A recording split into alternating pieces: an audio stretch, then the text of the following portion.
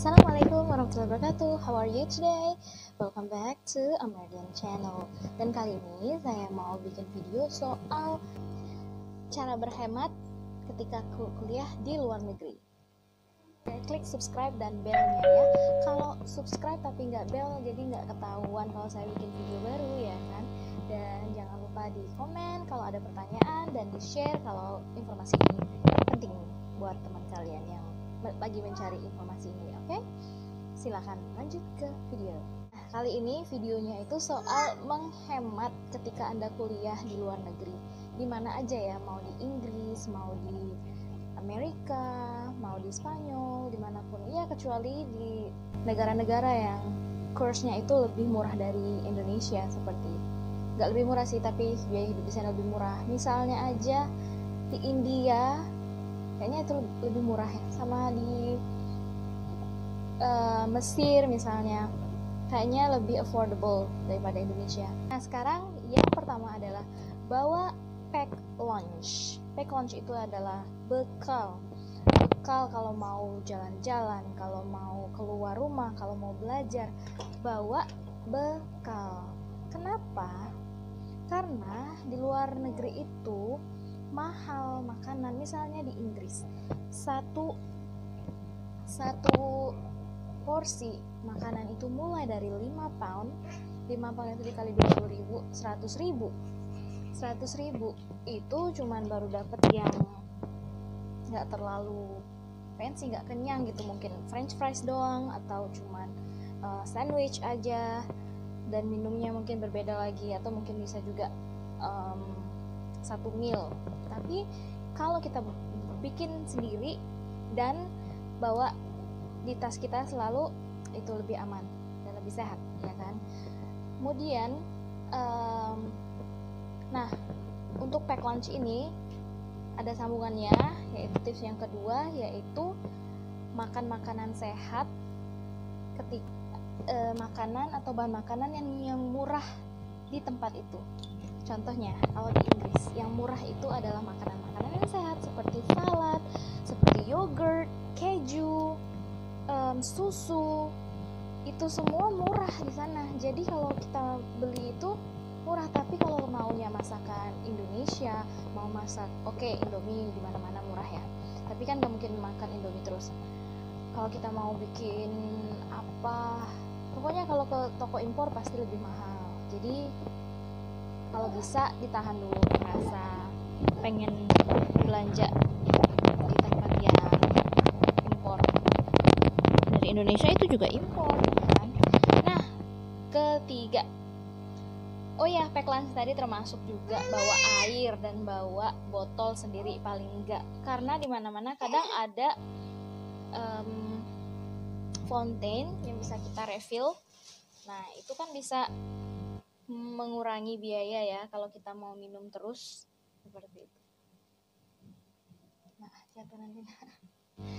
Aduh, liatin ya, ya, naik. Ayo turun. Ya. Nah, tips yang ketiga, jangan jajan di luar. Tadi udah disebutin, jajan di luar itu mahal. Dan jangan juga makan pagi, makan siang, makan sore, makan malam, semuanya di luar. Itu bisa bahaya bagi keuangan kalian, teman-teman ya. Jadi kalau sekali aja nggak apa-apa. Kalau kalian budget, kalau kalian mahasiswa malah macam saya waktu itu, ya ini bisa dipakai. Tapi kalau kalian merasa itu nggak apa-apa lah, murah, wajar, saya ada uang, jangan terlalu pelit ya, karena kadang-kadang kita juga butuh, ya kita bisa juga butuh buat jajan ya kan, mencoba kuliner orang sana gimana, chips, fish and chips kayak gitu kan, itu mahal, tapi sekali-sekali mungkin boleh lah ya. Oke, yang ketiga, belanjanya di mana? Kalau di Inggris atau di Jerman atau saya contohnya ini aja, Aldi, Lidl, Tesco, Itu untuk yang makanan sehari-hari. Tapi kalau untuk barang-barang rumahan atau kalau kamu ngisi kos-kosan itu di Wilko. Dan kalau beli baju belinya di Primark. Karena Primark itu baru pastilah ya, tapi juga terjangkau kualitasnya. Ya kalau orang sana kayaknya kalau beli di Primark itu agak malu, tapi kalau kita yang hemat-hemat itu udah cukup. Dan ada satu lagi nih, beli di mana? Di charity shop. Charity shop ini mereka bisa jual apa aja, mulai dari alat rumah tangga, baju, sepatu, tas, semuanya. Ini charity shop ini buat orang-orang yang nggak mampu ya. Kalau kalian mampu ya jangan belanja di situ. Di sana juga murah-murah dan semuanya bukan barang-barang yang murahan atau yang udah rusak, tapi mereka masih sangat layak pakai dan udah bersih, udah dibersihin, dan uangnya itu untuk charity, untuk penggalangan dana atau untuk diberikan kepada, kalian harus lihat dulu mereka kasihnya kemana. Misalnya mereka kasih ke anak-anak yatim atau anak-anak ya, mereka nggak ada istilah yatim ya, pokoknya the orphanage gitu ya, atau diberikan ke orang-orang yang kurang beruntung, tapi jangan dikasihkan ke kos yang kurang kalian setuju gitu. Dan banyak juga yang barang baru bahkan nggak pernah dipakai, karena mereka kadang beli aja tapi kemudian nggak dipakai, ya udah didonasiin. Kalau di Indonesia kayaknya pre-loved itu udah mulai ada, tapi masih banyak yang agak nggak mau beli baju bekas ya, itu pilihan aja. Mostly barang di Inggris itu lebih murah dari Indonesia. Kok bisa ya? Percaya atau enggak? Kayak gini, contohnya. Misalnya nih barang bermerek nih yang mewah nih. Contoh Cat Kirsten atau Aldo atau apapun itu, saya bandingin harganya di luar dan di sini itu lebih murah di luar. Kenapa? Nggak tahu. Misalnya satu tas Cat Kirsten itu di sana bisa 7.000, misalnya di sini 1 juta, 2 juta gitu, bahkan 3 juta. Untuk elektronik misalnya, di sana juga lebih murah. Karena pajaknya di Indonesia itu mahal banget. Di sana ada pajak juga, tapi lebih bagus lagi kalau kita cuman jalan ke sana, kita bisa klaim pajaknya. Jadi lebih murah lagi. Oh ya, yang di tips yang ketiga tadi, aduh ini bolak-balik. Belum selesai tadi ya, di bajunya beli di Primark dan charity shop, dan ada lagi Poundland dan Pound Stretcher. Jangan di Waitrose, itu mahal. Itu buat orang-orang Inggris yang kaya. Nah, di Poundland atau Pound Stretcher itu kayak satu pound itu bisa beli banyak.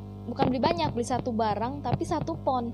Semuanya dari shampoo, sabun, make up, barang-barang yang kayak 5 real shop itu atau yang serba 10.000 kayak gitu, itu semuanya ada di sana.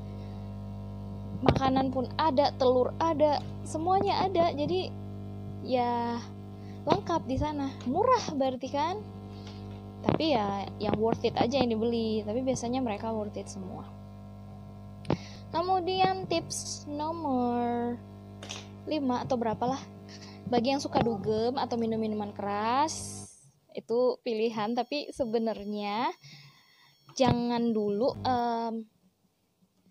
karena pasti ini lebih mahal dan ini budgetnya bakalan membengkak. Karena ya saya belum pernah ya, tapi yang pasti nih itu kan gaya hidup ya, dan pasti akan menjadi mahal. Kayaknya tuh lebih mahal. Aduh. Terus bagi yang suka nonton, wah di Inggris tuh nonton mahal banget, mulai dari berapa pound ya, sampai yang 3D itu 16 pound. Mulai dari, pokoknya mahal banget. Kalau suka nonton, ini aja Amazon itu ada free trialnya, kita cobain. Atau nonton YouTube kayak atau apalah yang, kalau kalian kuliah dan kerja part time kayaknya nggak punya waktu deh buat nonton. Dan kemudian jalan-jalan, traveling. Aku nggak bilang jangan jalan-jalan ya, harus tetap jalan-jalan, harus tetap. Malahan mending lifestyle-nya itu dibawa buat traveling. Jadi misalnya nih di Inggris, gak haruslah jauh-jauh ke Eropa karena visanya lagi, terus harus ke London dulu bikin, dan tiket terbangnya walaupun murah-murah ya, Nah, kalau mau terbang bisa aja misalnya ke Scotland, bisa dicari tiket murah di sana. Mereka sering banget bikin tiket murah. What are you eating? Atau tiket bus atau tiket train, tapi harus udah jauh-jauh hari dan jangan di pas musim-musim kuliah ya. Musim kuliah, musim-musim liburan pasti akan mahal juga. Kemudian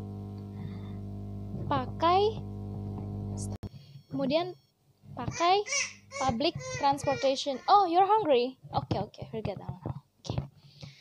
Dan public transportationnya pakai bus, pakai beli yang 3 hari gitu kan, kalau kalian 3 hari di sana, atau yang 24 hours. Itu bisa menekan biaya perjalanan. Dan kalau jalan-jalan, kalian pasti udah bikin list, mau kesini, mau kesini, mau kesini. Cari tuh jalur busnya, jangan pakai hop on hop off yang paling mahal kayak gitu. Memang mereka datang, tapi pasti ada dong bus schedule busnya kan, nomor berapa. Atau kalau enggak, kalau kalian mau explore semuanya, naik aja satu bus line, kemudian ikutin aja tuh sampai kemana. Beberapa tips dari saya, silakan dicoba. Kalau suka thumbs up ya. Bye bye, makasih udah nonton.